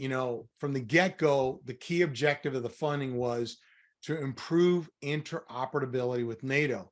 NATO wanted to make damn sure when Ukraine went to war with Russia, that NATO's equipment would work with Ukrainian military forces. So this is regardless of the fact that Ukraine is not as yet in NATO. NATO is trying to turn Ukraine's military into a NATO member militarily, interoperability with their equipment before they're even in NATO. In 2016, acting on the prior American abrogation of the Anti-Ballistic Missile Treaty, ABM, the U.S. put into operation an ABM site in Romania. And though ostensibly legally, technically defensive, the ABM system uses the Mark 41 Aegis missile launchers that can accommodate a variety of missile types, not just ABMs designed to shoot down incoming ballistic missiles, but also, crucially, nuclear-tipped offensive weapons like a Tomahawk cruise missile. Tomahawks have a range of 1,500 miles, can strike Moscow and other targets deep inside Russia, and can carry hydrogen bomb warheads with selective yields up to 150 kilotons, roughly 10 times of the atom bomb that went off in Hiroshima. You know, a similar Aegis site is under construction in Poland and is scheduled for operation now. In fact, I would argue it should be operational by now, further aggravating, pissing off the Russians. The Aegis launchers at each site can accommodate 24 missiles, creating the potential for 48 Tomahawk cruise missiles to be launched at Russia from relatively close range, meaning the end of Russia. I mean, what is it's a lot. What is Russia's response been to this, man? Like, what is? I mean, Putin's been frickin' adamant that the presence of these offensive capable Aegis launchers near Russia's border poses a direct danger to Russia. And in response, the United States asserts that the ABM sites are intended to stop Europe-targeted warheads coming from Iran or North Korea. I mean, is that true? Look, given the launcher's potential to function as offensive threats near Russia's border, an American objective in placing these ABM sites, and conceivably the primary objective, seems to me and to Putin, it's meant to apply additional offensive pressure on Moscow while remaining plausible deniability that any such threats intended. So in essence, our response is complete bullshit. All right, and so, all right, the American response to Putin's concerns, that requires the Russians to trust America's stated intentions, even in a crisis, rather than to judge the threat by the potential of the systems. Is that what we're kind of? Precisely, and it doesn't help that the Aegis marketing sheet from Lockheed Martin, which makes the launcher, states, and I quote, "The system is designed to accept any missile into any cell, a capability that provides unparalleled flexibility, offense or defense." There's the site. Hopefully the viewers will look it up to substantiate what I am saying. All right. So, I mean, it's so much, but I know there's more. So like, because obviously other things happened after. It's like, because we've talked about, what's the next domino after that? What falls next? The next, in my opinion, 2019, the U.S. unilaterally withdrew from the 1987 Treaty on Intermediate Range Nuclear Weapons. Furthermore, as the Economist issue of March 11th, 2022, which was a great article by the Economist. I give kudos to the Economist because I don't think they do much great anymore, and I recommend all viewers look at it. It made crystal clear the U.S. was not alone in starting to sell lethal weapons to Ukraine. Neither was it alone in coordinating militarily with the Ukraine, even though Ukraine was not yet a NATO member. Professor Mearsheimer notes, and again, I'm citing the March 11th, 2022 issue of The Economist. Other NATO countries got in on the act, shipping weapons to Ukraine, training its armed forces, and allowing it to participate in joint air and naval exercises. In July 2021, Ukraine and America co-hosted a major naval exercise in the Black Sea region involving navies from 32 countries. Operation Seabreeze almost provoked Russia to fire at a British naval destroyer that deliberately entered what Russia considers its territorial waters. I mean, while all this was going on, did they continue to assert that Ukraine would enter NATO? Is that still happening? The whole time they said it's coming. We can't wait. Come on in, brother. In June 2021, we're getting pretty current here, meeting in Brussels, NATO reaffirmed its commitment, and I quote, "We reiterate the decision made at the 2008 Bucharest summit that Ukraine will become a member of the alliance." And here I'm citing from Brussels summit communique issued by the heads of state and government participating in the meeting of the North Atlantic Council in Brussels, June 14, 2021. Please look up the site. Don't take my word for it. All right. So we're literally at last year, or kind of 2 years ago at this point. But like, what's the next one? What's the next domino to fall? What's the next? Well, they're falling fast now. 2 months later, in August 2021, the U.S. Secretary of Defense and the Ukrainian Minister of Defense signed the U.S.-Ukraine Strategic Defense Framework. And I'm citing this to substantiate that. The site is up on the board for viewers to read, and you'll see the U.S. basically giving military assurances to Ukraine, further inciting Ukraine to provoke Russia. All right, okay, let's stop for a second. I want you to explain, what happened here, because at this point, it sounds like Ukraine's joining it. It sounds like at this point, they're definitely joining NATO. Well, I mean, this framework that I've alluded to in the site here translates the NATO pronouncement into a bilateral U.S.-Ukraine policy decision to change the military facts on the ground starting immediately, whether or not Ukraine is a NATO member or not. So the U.S. is making a singular decision here, and whether they're a NATO member or not, they're making military assurances. 9 weeks after that signing, the U.S. Secretary of State and the Ukrainian Foreign Minister signed a similar document, the U.S.-Ukraine Charter on Strategic Partnership. And here I'm citing U.S.-Ukraine Charter on Strategic Partnership site, which I hope viewers will look up, please. The document, like the one signed by the Defense Department that I just alluded to earlier, referenced NATO's declarations of 2008 and 2021, and it operationalized those statements bilaterally, starting immediately, regardless of what happened with NATO. Hence, the U.S. obligated itself to come to Ukraine's defense with or without NATO. Hence, President Biden's war. It is Biden's war. And both of these critical documents were executed under Joe Biden's watch. This is Joe Biden's war president, hoping to get reelected through being a war president, since they tend to get reelected. All right, so how did Russia respond to, this last incident here? Russia demanded a written guarantee that Ukraine would never become a part of NATO, and that the alliance remove the military assets it deployed in Eastern Europe since 1997. The subsequent negotiations failed, as U.S. Secretary of State Mr. Blinken made clear. There is no change. There will be no change, end quote. A month later, Mr. Putin, Vladimir Putin, launched the invasion of Ukraine to eliminate the threat he saw from NATO. Hell, man, I think at this point, this podcast makes it pretty clear that, during the past 30 years, senior U.S. foreign policy experts have repeatedly warned that in expanding NATO into Eastern Europe, the U.S. was making a dangerous policy error here. They were tempting, vicious. I would dare I say vicious beasts. Like we're not going to poke you with this stick, and they just start jabbing them just a little bit here, a little bit there, and they just keep doing it, and then breaking the same promises. I don't know why, but I mean, your conclusion was said from the very beginning, Levi. In 1997, as NATO was taking a major step towards expansion, George Kennan, perhaps the most eminent American statesman then alive, during the 1940s, he pioneered the policy of containment and later served as ambassador to the Soviet Union. So he came up with the strategy that defeated the Soviet Empire. He warned that, and I quote, expanding NATO would be the most fateful error of American policy in the entire post-Cold War era, end quote. Kennan lamented the senselessness of the entire expansionary project, asking, and I quote, why, with all the hopeful possibilities engendered by the end of the Cold War, should East-West relations become centered on the question of who would be allied with whom, and by implication, against whom in some fanciful, totally unforeseeable, and most improbable future military conflict? And that quote was from A Fateful Error by George F. Kennan, February 5th, 1997. And the viewers, I hope, will look it up.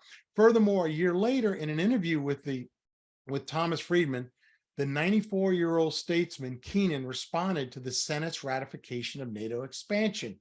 And I quote, I think it is the beginning of a new Cold War. I think the Russians will gradually react quite adversely, and it will affect their policies. I think it is a tragic mistake. There was no reason for this whatsoever. No one was threatening anybody else. This expansion would make the founding fathers turn over in their graves.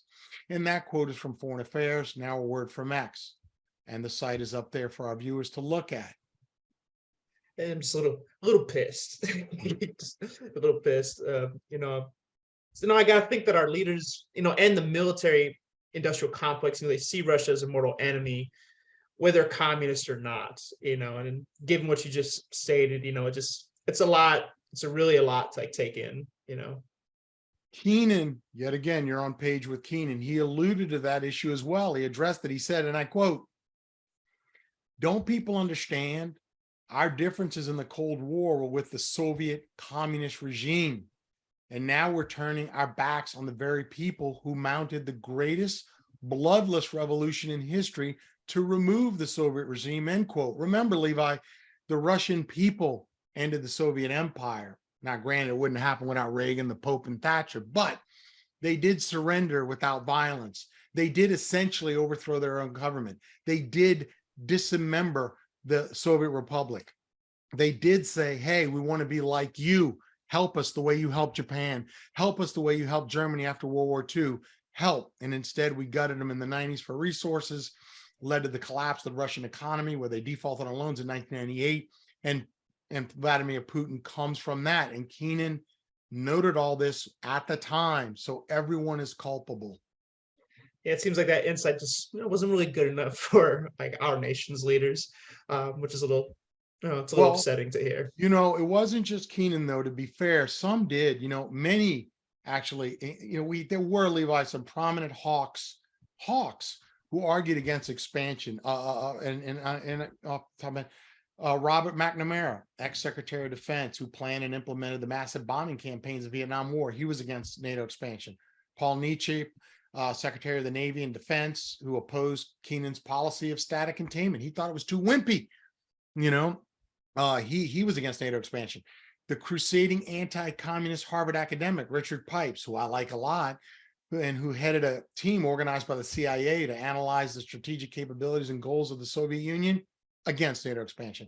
Ex-CIA chief Robert Gates, who later became Secretary of Defense, against NATO expansion. Jack F. Motley Jr., the second to last ambassador to the Soviet Union, who helped negotiate the end of the Cold War. These and there were other prominent Washington insiders publicly and strongly, vociferously opposed NATO expansion. And I put the site up for our viewers to see that substantiates all the assertions that I'm making here. Clearly, their counsel wasn't followed, at all. But I guess, were there more warnings, or more, I guess you say rather, are there more current warnings, like as we led up to like where we're going today? Were there other signs, anything like that? There may be more, but there's one guy who sticks out like a sore thumb. And I've alluded to him a few times in this podcast, a professor and scholar I have immense respect for, John Mearsheimer, the University of Chicago professor. And I really hope our viewers will look him up on YouTube and see his podcast. But in 2015, Professor Mearsheimer began stating publicly that if the West didn't stop trying to integrate Ukraine militarily, politically, and economically, the Russians, out of concern for their security, might feel compelled to take military action, including attempting to, quote, wreck Ukraine as a way to remove it from the equation, a warning that, like George Keenan, proved prophetic and prescient. Yeah, and it seems like, that just kind of faded into the background, instead of openly acknowledging the consequences of NATO expansion. We as a nation are attributing Putin's, recent invasion of Ukraine to the unhinged and unprovoked, sort of Nazi Hitler-like, whatever you want to call it, like drive to a territorial expansion, and like even myself, I'll fully admit that, on the onset of seeing it, that's what it looked like a bit. Yeah, and now though, I think Putin could live with a fractured, shattered Ukraine in different states. So, what Putin's aiming for now is very different. It's a new game now. Yeah, like a wrecked or a sort of like neutralized, like not neutralized. Like a very neutral Ukraine. Yeah, a neutered, impotent Ukraine. It's bad. It's bad. In response to NATO expansion, Russia, I think at this point, is seeking to wreck the Ukraine, and you see that in my opinion, a manifestation of that is the attack on the energy grid and Russia's willingness to have military strategies recently in the last few months that would clearly involve more civilian casualties. I think initially Russia's strategy was specific to keep Ukrainian casualties, who they view as Russians, really, to a minimum, and I see that dissipating. All right. I mean, I guess at this point, I would be doing my due diligence if I did ask for a little more elaboration on something specific. I think I already know the answer to this question, but like, why is Russia so sensitive to NATO expansion then? Like, to kind Well, I of, mean, we've talked about it in the recent past, but if you want to go deep, back into history, it's so organic. We have our Monroe Doctrine, we have our Manifest Destiny, but Russia, beyond Napoleon, we need to remain aware of the terrible consequences of the German invasion of Russia during World War II. And it gets personal here. Vladimir Putin's own family suffered during the siege of Leningrad. His older brother died in the long German siege of Leningrad, and several of his uncles perished. And I think it's fair to say that the suffering of Vladimir Putin's family is representative of the Russian nation. Although, the precise numbers aren't known, roughly, give or take, 25 million Russian citizens died during the German invasion of World War II. I mean, that's a death toll equal to about 1 in every 7 Russians then alive. Our median leaders are apparently also not noting the relevance of this painful history to the question of Russian security. And rather than pointing out how NATO expansion and the encroachment, or perhaps in Russian eyes, the re-encroachment of Western military power on Russia's borders resonates with that history, and rather than even posting a psychological sensitivity on the part of Mr. Vladimir Putin based on his own family's experiences, the only view we get is so imbalanced, is that Putin is motivated by a dangerous, irrational expansionism that's Hitlerian. And I hope this podcast has absolutely squashed that, and Putin is acting organically from Russian history, and the Russian people are with him. And 80,000 Russians have recently volunteered over the last 6 months to fight this war. The Russians are not running from the war in general. They're signing up overall to fight for it. yeah, so there's, at least I hope there's no doubt at this point that Russia's perceptions of external threats have been deeply influenced by a very storied past, Oh yeah, man. very German bloody invasion. past. Yeah. Yeah, not just German World War II, but World War One, the Germans invaded. Russia 100 years earlier had been invaded by Napoleon, and they burned Moscow. Well, actually, the Russians themselves burned Moscow down, but Yeah. Napoleon reached Moscow. And unlike the US, Moscow doesn't have 2 major oceans to defend itself. I mean, everyone thinks our greatest military is the Air Force, Marines, Army and Navy, when really the greatest in US history, things we have is the Atlantic, the Pacific, and having neighbors like Canada and Mexico. My God, the Boy Scouts could defeat those countries militarily. I mean, how would you like to be Germany, surrounded by France, the Romans in Italy, Russia surrounded by China and Germany? We're surrounded by the Atlantic, the Pacific, Canada, and Mexico. Russia, in from being attacked from the Ukraine in that area, has no mountains to defend itself, no major rivers. It's set on a vast North Eurasian plain with no defensible borders from Western Europe, and a constant sense of threat from the West and East. Let's not forget about China. And in times past, the Mongols, they ran up and down Russia attacking it. So Russia is sensitive from being invaded. It's happened to them a lot, unlike the United States, which we were invaded in 1812 by the British and lost. But, if they didn't have the greatest navy to get over the Atlantic, that wouldn't happen. We're in the catbird seat. We have it easy. Yeah. And like, failing to take that into consideration, we instead choose to view, we're getting, I guess what I'm trying to say is we're getting that Putin is an enraged Hitlerian land grabber. That's kind of like the narrative that's the narrative that's put out there. A modern version of this sort of pitiless hunt, for just conquest, for terror. And Putin himself is essentially Hitler incarnate, but paranoid. Living in the imperial past. Driven by innate Russian militarism, which, it's neither here nor there, I guess, from what I'm seeing. It's coming from an emotional core. At the end of the day, though, the mainstream media, they're not discussing these truths. And, if you watch TV and the magazines and all, one might even imagine concerns about NATO expansion never even been raised. They were of a fringe nature, not really relevant and core to Russia. And although the role of the US and NATO in creating the crisis in Ukraine, I hope is obvious by now, many Americans and Europeans have been overcome by a kind of war fever by proxy, in my opinion, missing the big picture. And instead, they're preoccupied with this, what's going on in the daily battle, driven by a self-righteous anger and a conviction that the best policy is to pour more and more weapons into Ukraine until, Putin cries uncle or there's a regime change. And this is just dangerous. Yeah, I mean, in the light of an intensity of the war fever, it should not be surprising that, those few US political leaders who have the rare combination of clarity and guts required to openly discuss the background to the Ukraine war, they have been called traitors, and myself included, a little bit here and there. There's some political leaders I'm like, oh, they don't know what they're talking about, and I kind of just dismiss them offhand. And now there's a different perspective here.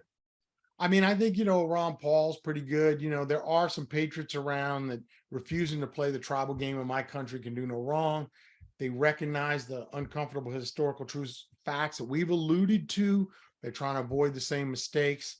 I think there are some around here, I think of Tucker Carlson, they want to discern the implications of those facts for the present.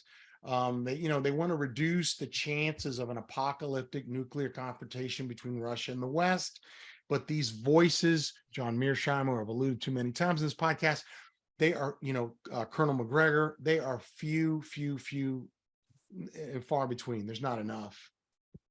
Yeah. Although I can't get on board with Tucker Carlson, that's a personal thing. I can't do that. But I can now see better. I can see the story of like an evil, irrational, intrinsically expansionist Russia, I would say, with a paranoid leader at its helm. That's not really what's here. They're not opposed by a virtuous United States and Europe. That's confused and strange and inconsistent with this whole series of directionally aligned events, during the past 30 years. That's just not the case. It's just a fairy tale. It's out there. That fairy tale isn't just coming from our prior leaders, our current leaders who we've discussed, but mainstream media yet again has to bear a lot of responsibility here. Rather than seeking to contextualize the events we've alluded to for their readers or viewers, the mainstream media has just trumpeted the Biden administration's preferred narrative. And, whatever its motivation, mainstream media have implemented and continue to implement, it's just propaganda that misinforms the public. And I'm assuming in Russia, they view it as an affront, making them, it's just not helping matters at all, and it's an avalanche. It's just wrong. In fact, as the Pulitzer Prize winning journalist and First Amendment lawyer, Glenn Greenwald, has shown, massive censorship of dissenting views is now occurring at many levels of society in both the US and Europe. And I put the site up for our viewers to please read that, because we are undergoing a lot of censorship that's only allowing the mainstream narrative from the Biden administration, and prior to that, President Obama's administration, and the neocons and Newland. And it's just ridiculous. It's ridiculous. Yeah, I get it.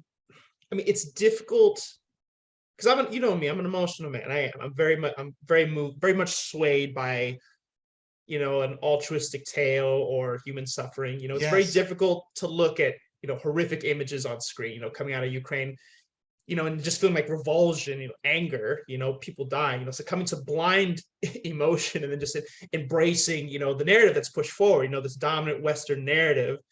But it's dangerous. It's a dangerous error. It really is. And I guess the best way that I could say it is it's kind of like looking at a really bright, beautiful, but thin screen. You see this very easy to understand image that's just thrown in your face over and over and over. And then that's all you see. But underneath is just this mountain of like sin, of distrust, of war, of betrayal. That and I know that sounds kind of like I'm waxing poetically a bit, but that's really how I see it. And like if you just break through that screen, you see all the true horror that's there. All You right, know, let's go to the true heart of the matrix. The true heart of the matrix is the nexus of bureaucratic power and commercial interest that President Eisenhower, a five-star Army general, termed the military-industrial complex. Many Trump Republicans call the deep state, but Eisenhower warned the American public in his final televised address as president about this source to which you alluded to poetically, and that's the ultimate source of what's going here, the money making. And Ron Paul, Senator of Kentucky, to his credit, recently tried to have an inspector general monitor the accounting and transparency of where the money went or is going to go in the recent omnibus bill that the Democrats unanimously voted for, the progressives unanimously voted for, and the Rhino Republicans, many of them voted for, with no accounting, no transparency to the American public on where the new round of many billions of dollars is going in this war. So how much war profiteering is going on right now, we'll just have to guess, even though Ron Paul gave us an opportunity to document and find out exactly how much. yeah. I mean, in personal relationships, the combination of threatening actions and accusations of paranoia would be considered, gaslighting, today's day and age, and is the situation really so different in the realm of international politics? I mean, I think that's kind of the question. I mean, that I comes guess to mind. apparently not. Apparently not. During times of war, military threat, even the leaders of free countries leading towards authoritarianism. And Zelensky's abolished all dissenting parties. He's cracking down on the Russian Orthodox Church. The draft is now including teenage boys. And I understand some of that is when you're losing a war, you got to crack down and get tight. But the systemic attack on the Russian church, the Orthodox Church, is more than excessive. It's immoral and unethical. And, no dissent at all is dangerous. I mean, in the name of democracy, no dissent. So, but, when things are threatening, sensing great danger, politicians, we all have, right or left, tighten the reins of power, and they impose top-down control, and they get freedom of speech is now treasonous, and that's going on in the Ukraine. It's not extreme to suggest that the provocations described in this podcast, created in the mind of Putin and other members of the Russian, political and military class, there's an evolving sense, I would think, on their part, maybe of feeling sieged and a state of emergency being created. I mean, they are outnumbered. Their military budget is $65 billion a year, give or take, and we've doubled that in the amount we've given to Ukraine in less than a year. So I think that you'd start to feel a sense of emergency and siege. My point is, you got to contemplate the possibility that Western actions contributed not only to Russia's foreign policies, but to untoward or darker aspects of Russia's domestic policies as well. And I come back, George Kennan to the rescue again. He predicted this in 1998. NATO expansion, he said, would, I quote, have an adverse effect on the development of Russian democracy. And so, whether inadvertently or not, we have set back more effective institutional Russian democracy by our actions over the last 20 years than anything. We ourselves have created more anti-democratic forces in the Ukraine and Russia than they themselves have, in my opinion. Yeah, so it's pretty well stated. You've spoken very eloquently. Like not only do you believe at this point that NATO expansion had the adverse effect of the development of Russian democracy, but it seems like you just fully blame, and I do too at this point. You blame the U.S. for this entire war in Ukraine. I mean, had the United States not pushed NATO to the border of Russia, not deployed nuclear-capable missile launch systems in Romania and planned them for Poland, which are probably operational by now, and perhaps elsewhere as well, not contributed to the overthrow of the democratically elected Ukrainian government in 2014, not abrogated the ABM treaty and then the Intermediate Range Nuclear Missile Treaty, and then disregarded Russian attempts to negotiate a bilateral moratorium on developments, not conducted live fire exercise with rockets in Estonia to practice striking targets inside Russia, not coordinated a massive 32-nation military training exercise near Russian territory, not intertwined the U.S. military with that of Ukraine before they were a NATO member to make sure there was interoperability between men and resources and equipment, on and on and on it goes. Had the U.S. and its NATO allies not done these things, the war in Ukraine probably would not have taken place. And I think that is a reasonable assertion. And that's the assertion I'm making. so much to say. I want to say it all at once. It's like, I guess what I'm trying to say is like no one act brought this war about, just so that's clear. It wasn't just one thing. It's very easy to do that, but the truth about it is it's a cumulative effect that had a like a network of effects that kind of like a spiral just sprang out of it, and it kind of ended us up where we are now. Yeah, sprang out of it. I like that word because of non-linear effect. This wasn't an incremental, a cumulative effect. It was a non-linear effect, like an asymptote, and it did sprang. It shot out of a cannon, and had 2 or 3 of the provocations I referred to earlier, had they not occurred, I think things could be very different today. It's a sandcastle built with cups of sand. You can't predict how much sand in which configuration the structure can bear. And it's clear the greater sand, more sand you put on it, the more unstable it becomes. But then all of a sudden, swoosh, it all falls. I think the war in the Ukraine is that kind of a collapse. I think there's no reason to think that more disasters won't follow. And I think we're headed that way, regardless of how much war planners in the US imagine they can gut Russia's military capacity. I think they are insane. I think, barring something very unusual, Russia's going to win the war or be in a winning position in this war by August or September of this year. And I wouldn't be surprised an offensive starts in Bakhmut around late January, early February, when the ground is hard enough in southern Ukraine to make a strong Russian push. That's my opinion. All right, but like, just to, because I was just spinning in thoughts a bit, like, so there's a little bit, there's a well, some might say it's a major disconnect, but I mean, I agree that this may have affected the Ukrainian president. I always forget his name. I just know it's Zelensky. How you saying his first name? Vladimir Zelensky. He won the election in 2019. And won over 70% of the popular support. Running on a peace platform specifically, which doesn't quite mesh with everything that's going on. Yeah, what's throwing you is Zelensky and Putin both have the same first name. It's Vladimir. Okay.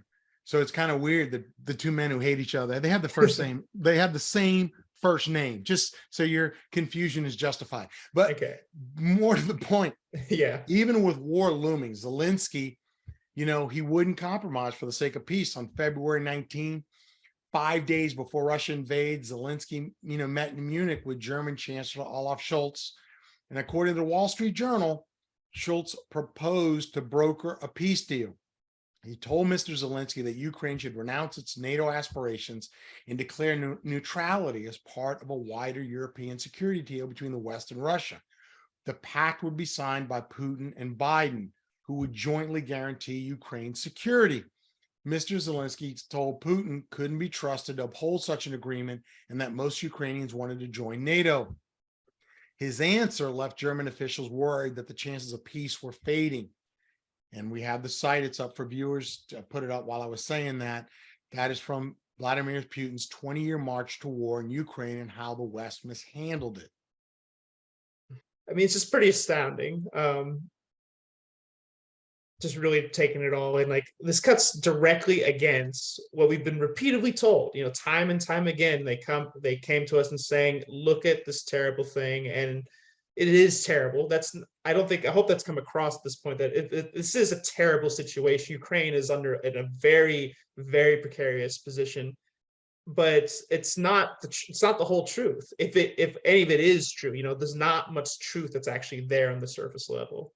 No, and that's not the end of it. The US government, through its actions, I think, led Ukrainian leaders, including Zelensky, to adopt a more of a hard view towards Russia, made negotiations and negotiated peace in the Donbass between Kiev and pro-Russia a lot less likely. The US stoked the fires. It poured weapons into Ukraine, stepped up military integration, refused to renounce plans to incorporate Ukraine in NATO. So I think we consistently gave the impression, we'd go to war with Russia on Ukraine's behalf. We are quasi doing that now with the giving of Patriot missiles and HIMARS, which are going to have to be executed, despite what President Biden says, by either British special forces or U.S. contractors, which is a fancy word for U.S. mercenaries paid through front companies from the black front of the CIA.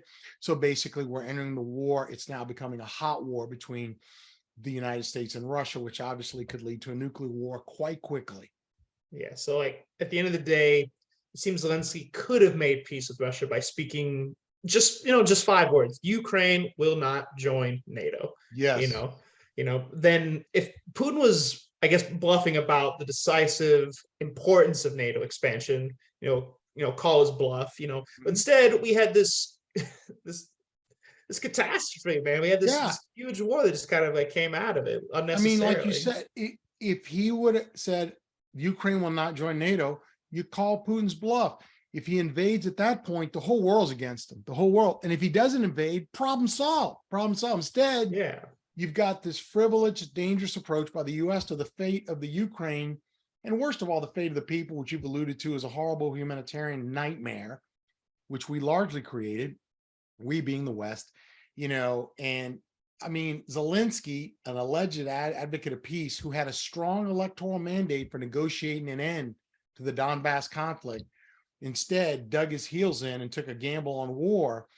I'm suggesting that the US had given the impression to him and other Ukrainian leaders that it would go directly to war with Russia on Ukraine's behalf. So, I think Zelensky has been, somewhat duped. I'm so focused on that phrase, gambled on war, but Yeah. yeah, but I guess without the provocations and the false impressions from the US, it seems likely Ukraine, would long ago have worked out this whole conflict with Russia, like adopting a stance of political neutrality, something like that by now, and only if it is lucky, Ukraine might yet achieve after, this whole destruction comes upon them, of half of its country, which is terrible, deaths of thousands, reputable damage done to infrastructure, so on and so forth, and displacement and immersion of millions, like hopefully they still find that light at the end of the tunnel, I hope. This could have been worked out where Ukraine was made an international city like Kiev. There's a good, strong history of neutrality in Europe. Both Austria and Finland adopted neutrality towards the Soviet Union, and they benefited from it. And this could have been the case here. And, although the form of government, they're not communists anymore in Moscow, the geostrategic neutrality, reason for it is the same. And why it didn't happen in Ukraine, I think this could have been worked out with the Ukraine being like Austria was during the Cold War. The Ukraine could have been. There were viable solutions. We just didn't take it. Yes, like to me, the key question is how much skin each side has in this fight. Ukraine, rather. It's not by any stretch of the imagination a vital security interest of the United States. That's just a fact. The reality is Ukraine hardly matters at all. From an American perspective, and I say this with no disrespect to the Ukrainian people. I'm wishing the best. I want them to make it out of this, but Ukraine is irrelevant. It's relevant as far as a U.S. perspective goes. Ukraine is no more important to the citizens of the United States than any one of 50 other countries that most Americans, for perfectly understandable reasons, let that be clear, it couldn't find on a map without a lot of random searching. So yes, Ukraine is irrelevant to America, the government, I should rather say. And if the leaders of the United States and NATO had acknowledged this obvious fact, from the beginning, none of this would be happening. None of it. Yeah, I agree. Yeah, and it's just, but I guess in contrast, for Russia with its 1,200-mile shared border and its history of 3 major land route invasions, from the West, the most recent of which, just keep that in mind, the most recent of which was during World War II, caused the death of roughly 13% of the entire Russian population. I mean, my God, Ukraine is, I guess, the most vital interest right there. I mean, can you imagine if we'd lost 13% of our population from Mexico, how guarded it would be? We'd have a hell of a wall there now, I'll tell you that. But I agree with your assessment. And, in my mind, what you're essentially saying, there is an existential threat that Russia perceives from a Western armed, trained, and military integrated Ukraine that should have been clear to, Washington, D.C. from the very start. Really, what sane person could believe that putting a Western arsenal on Russia's border would not produce a powerful response that we saw in February this year with an invasion? what sane person could believe that placing this arsenal would enhance American security? I mean, remember in World War I, the Germans sent a telegram, the Zimmermann telegram, the Mexican ambassador saying, if you go to war with the United States during World War I and we win, we'll give you all the territory you lost in the Mexican-American War of 1848. Mexico said, hey, we're not going to do that. U.S. found out about it. They invaded with General Pershing on Pancho Villa. We're about to invade the whole country just for thinking about it. And Mexico said, we didn't even think about it. So the hypocrisy of what we do, and look at the Cuban Missile Crisis. We're ready to go to nuclear war because the Russians are violating what we view as the Monroe Doctrine. They're in our area, our sphere of control. We're going to go to nuclear war in 1962 because of Cuba and the missiles being put there. And if you just flip the roles, flip it, I think it becomes farce what's going on here, you know? And so to me, this could have been worked out clearly, and the ambiguity of the situation, the uncertainty involved that we've been referring to, it could have been removed in 2008. 2008 was key when the U.S. ambassador to Russia, William Burns, who now heads President Biden's CIA, when he cabled to DC that Russia, Ukraine was the reddest of red lines, man, it doesn't take a rocket scientist to understand why. And that's when this whole thing should have been nipped in the bud. And to this day, since he's head of the CIA, I'd like to ask him, why haven't you nipped it in the bud now?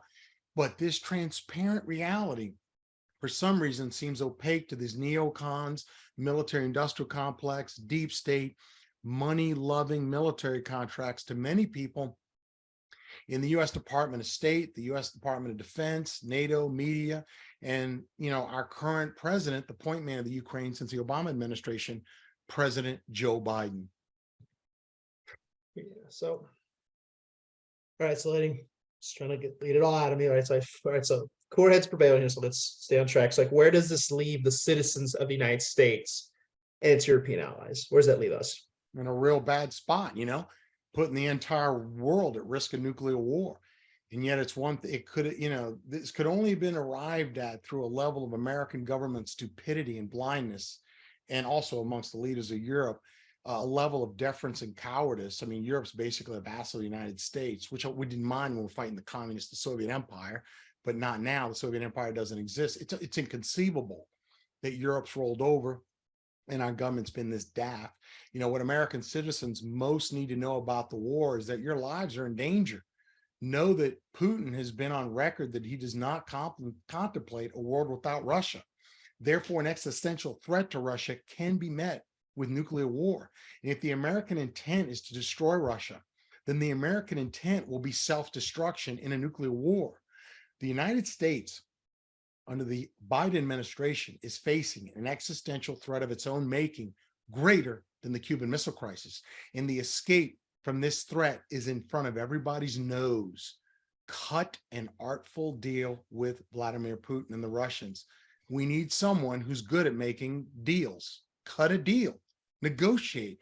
And the American government, Joe Biden, have refused to negotiate and instead demanded regime change, which is not going to happen short of destroying Russia.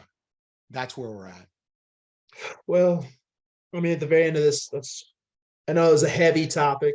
You know, I got a little riled up. I know you guys got a little riled up, but we can always just, you know, hope and pray for the best and hope that this pans out. At least it's already a little bit on the downslope, but at least in the best way imaginable, where the least amount of lives, least amount of casualties are taken. That's at least what I'm hoping for.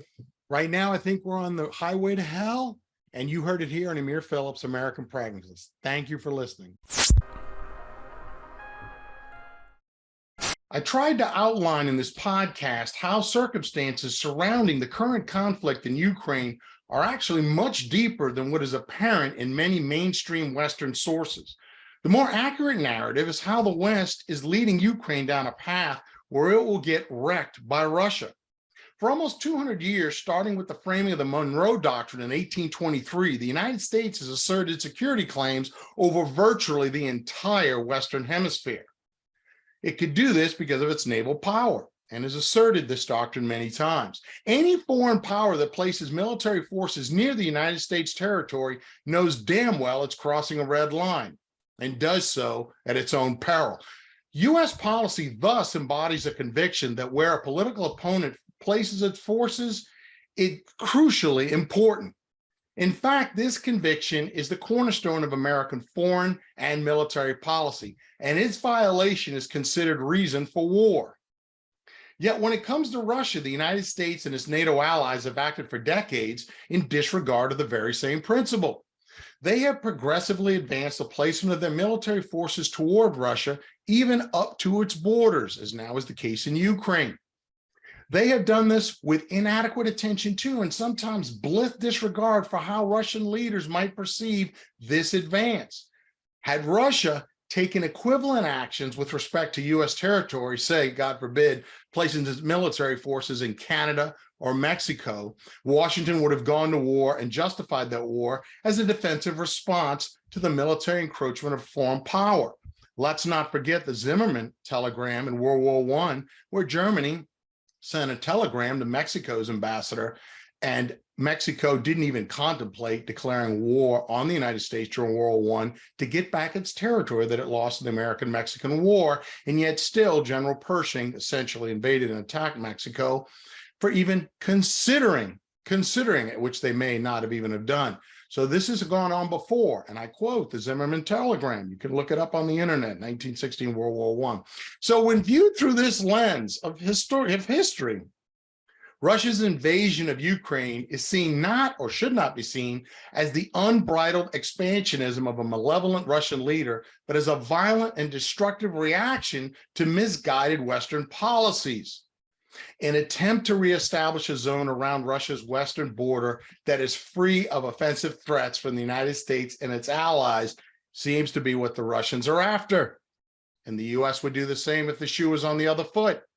Having misunderstood why Russia invaded Ukraine, the West is now basing existential decisions on false premises.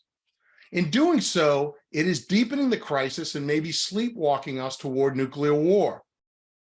People look for a date or action that triggered this war. Well, there is one. On November 10th, when the United States and Ukraine signed a Charter on Strategic Partnership, which asserted America's support for Kiev's right to pursue membership in the North Atlantic Treaty Organization, NATO, the pact made it likely than ever that Ukraine would eventually join NATO, an intolerable prospect for Vladimir Putin. It was the last straw. Preparations immediately began for Russia's so-called special military operation in Ukraine. So an alliance established to prevent war ignited one, ironically. But even before invading, Moscow found prior evolving situations near its border intolerable and began mobilizing its army on Ukraine's border before they invaded to signal its resolve to Washington, D.C. But it had no effect as the Biden administration continued to move closer to Ukraine. This led Russia to precipitate a full-blown diplomatic standoff in December 2021. As Sergei Lavrov, Russia's foreign minister, put it, and I quote, "We reached our boiling point," end quote. That quote was from The Economist issue of March 11, 2022. I highly recommend you read it. Also in December 2021, writing in the journal Foreign Policy, the Russian ambassador to the United States noted that NATO was carrying out roughly 40 large military training exercises per year near Russia. He warned, and I quote, "The situation is extremely dangerous," end quote. The Russian ambassador once again stated what had been made clear 13 years earlier in William Burns' famous "Niet means niet" cable, and I quote, "Everything has its limits. If our partners," meaning the US and NATO countries, "keep constructing military strategic realities imperiling the existence of our country, we will be forced to create similar vulnerabilities for them. We have come to the point where we have no room to retreat. Military exploration of Ukraine by NATO member states is an existential threat for Russia," end quote. And here I've been citing from the article in Journal Foreign Policy, peer-reviewed, very respected, and the title of the article is "An Existential Threat to Europe's Security Architecture," the author Anatoly Anatov, the date December 30th, 2021.